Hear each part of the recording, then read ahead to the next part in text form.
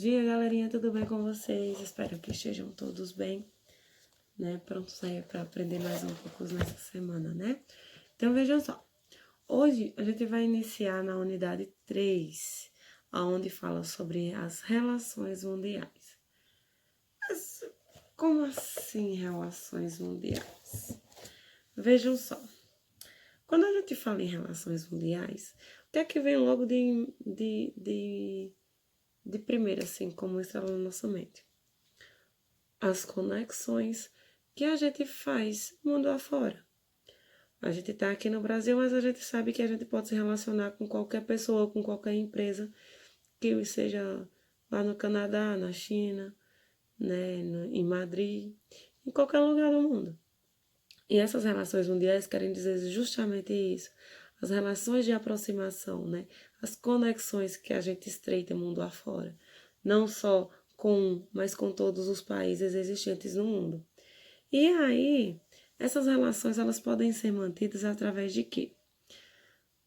Comerciais, né? As relações comerciais através do processo de compra e venda de produtos, seja eles de matéria-prima ou industrializado, e também políticas estabelecidas, né?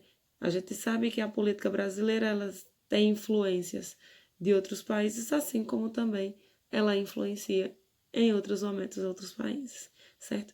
E toda essa conexão a gente chama ela de globalização. As relações mundiais elas se estreitam, elas se aproximam através da globalização. Mas afinal, o que é globalização? Vou pegar o livro de vocês para vocês acompanharem bem direitinho e a gente poder ter essa discussão assim, bem mais à vontade, tá certo? Vocês podem pegar o livro de vocês na página 74, onde vem falando sobre a globalização. Então, o que é globalização?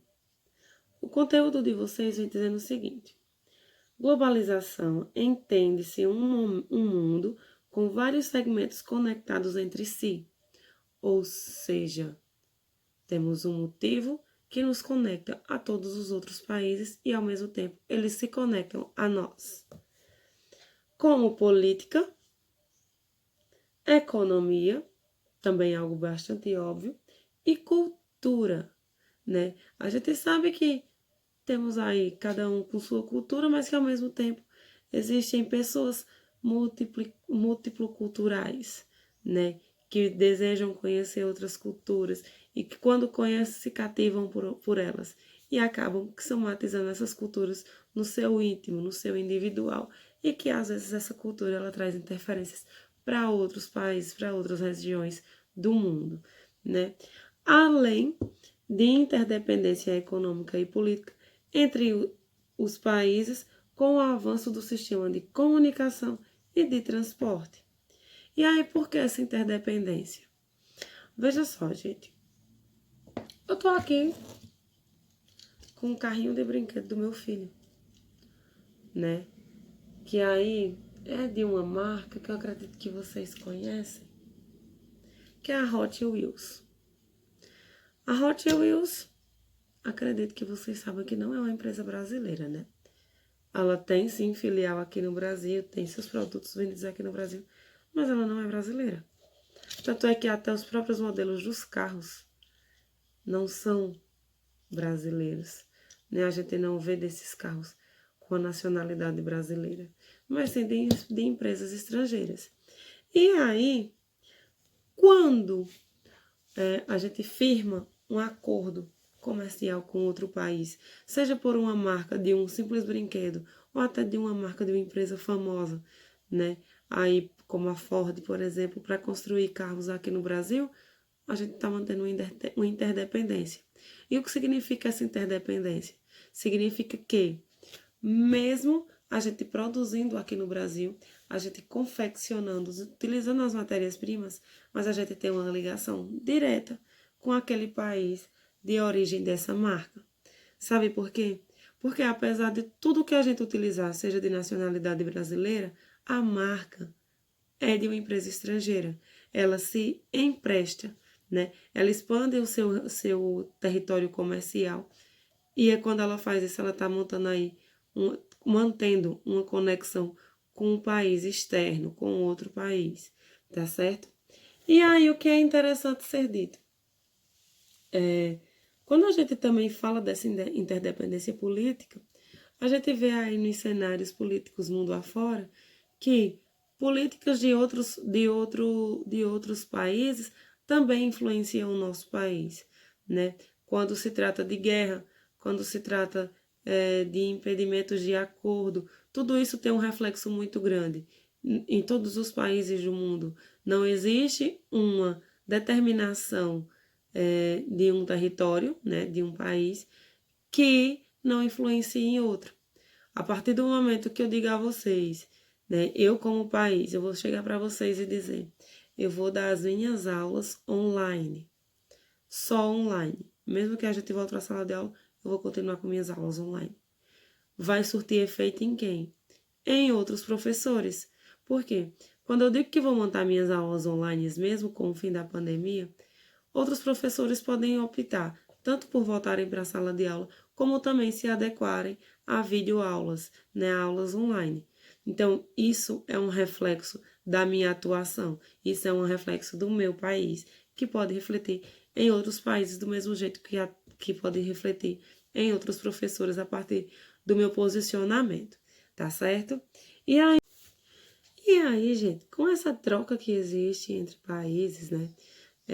Seja comercial, seja de acordos políticos, de produtos, né? A gente sabe aí que tem tanto trocas de produtos de matéria, sejam eles matéria-prima ou processos industrializados já, geram independência econômica. Um país acaba dependendo de outro, seja lá para que for, seja para abrir uma empresa filial em outro país, seja para recursos, matéria-prima que eu preciso no meu país e só tenho em outro, né? Isso tudo faz com que se intensifique o processo de capitalismo, né? Que a gente fique cada vez mais dependente desse sistema, né? As dependências que se estendem aí num mundo globalizado e capitalista. E aí uma curiosidade. Há estudiosos, com focos para os historiadores, que dizem, em cima de estudos, que o processo de globalização ele começou lá no século XV. Sabe por quê e como? Através do sistema de navegações. Durante o século XV, né, e foi se aperfeiçoando no decorrer desses séculos, o que acontece? Os continentes, eles faziam trocas comerciais que aí já não eram compras. Nesse período não existia o dinheiro dito, né? Eram realmente trocas, né? Existiam essas trocas comerciais, onde produtos eram trocados por outros, né? E como eles faziam isso era através dos sistemas de navegações. As grandes navegações eram que faziam rotas comerciais entre os continentes, levando e trazendo produtos. E é dessa maneira também que se chega aqui os povos escravizados, né, lá da África. É dessa maneira que chega. A rota comercial aqui no Brasil, ela começa também durante o século XV, que é quando começa o processo de colonização, né?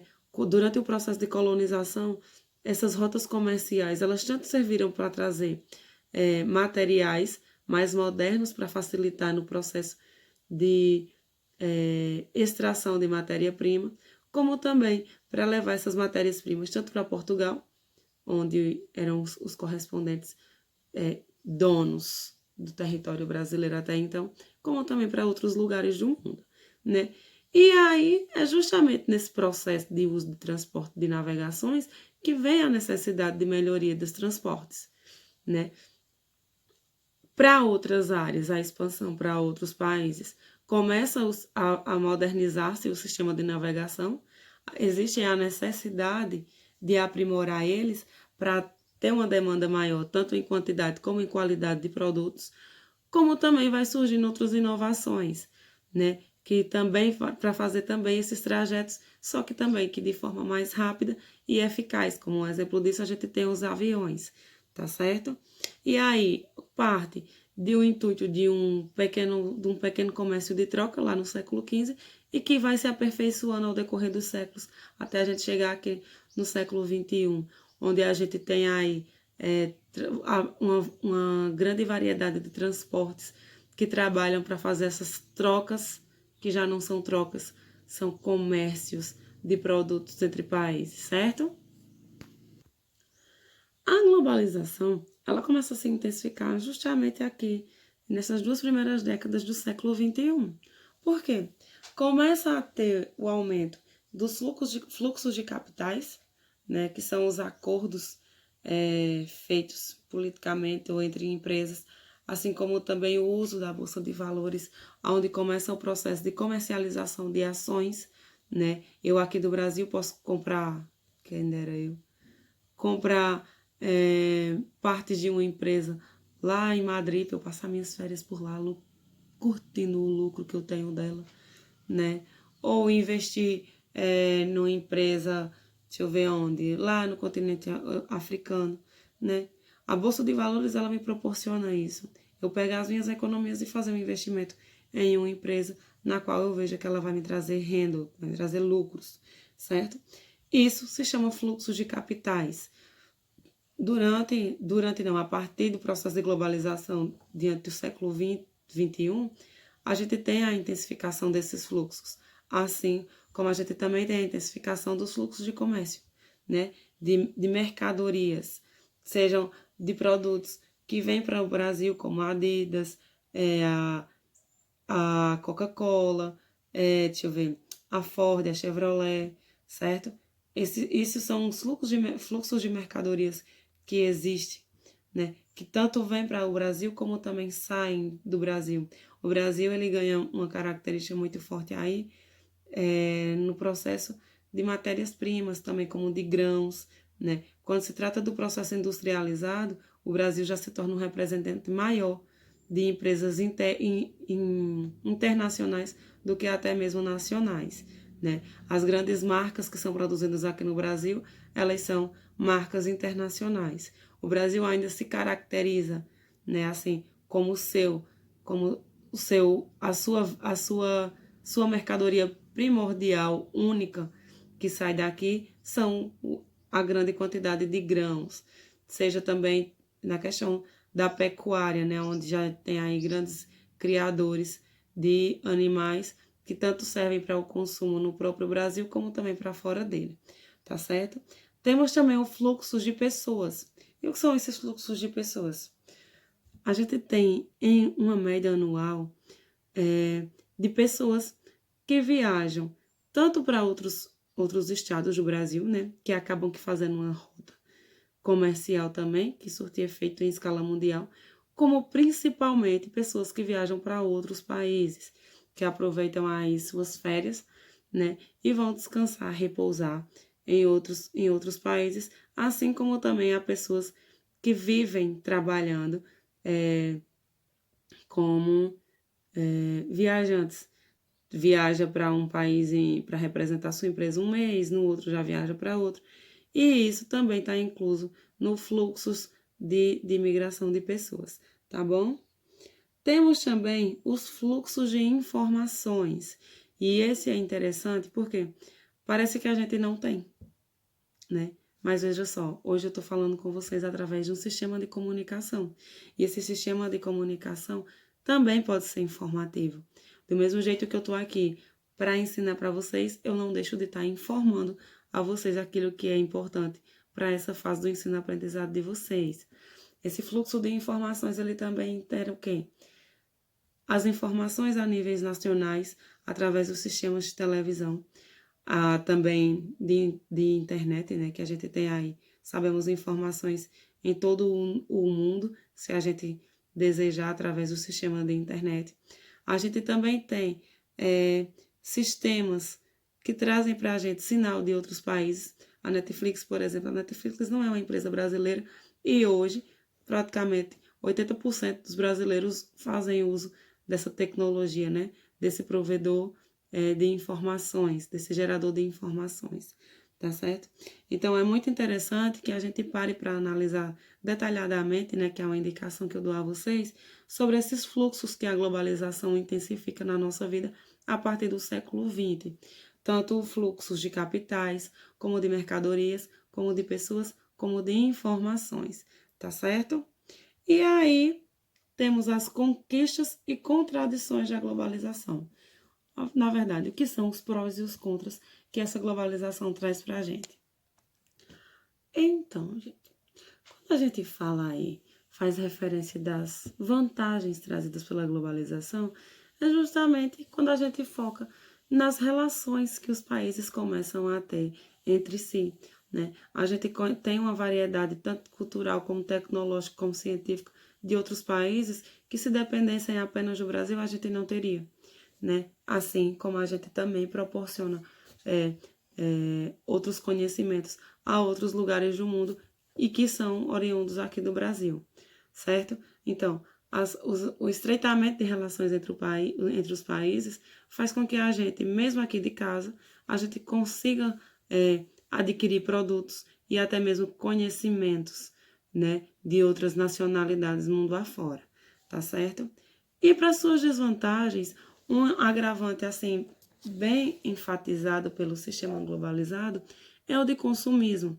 A gente tem aí rádios transmissores, temos sistemas televisivos e de informática que trazem para a gente um arsenal de propagandas de produtos que a gente pode adquirir, mesmo dividido em suaves parcelas de 20 lá vai cocada, né, para a gente ter um equipamento bom, de boa qualidade, mas a gente acaba se arriscando, sendo atraído por essas propagandas.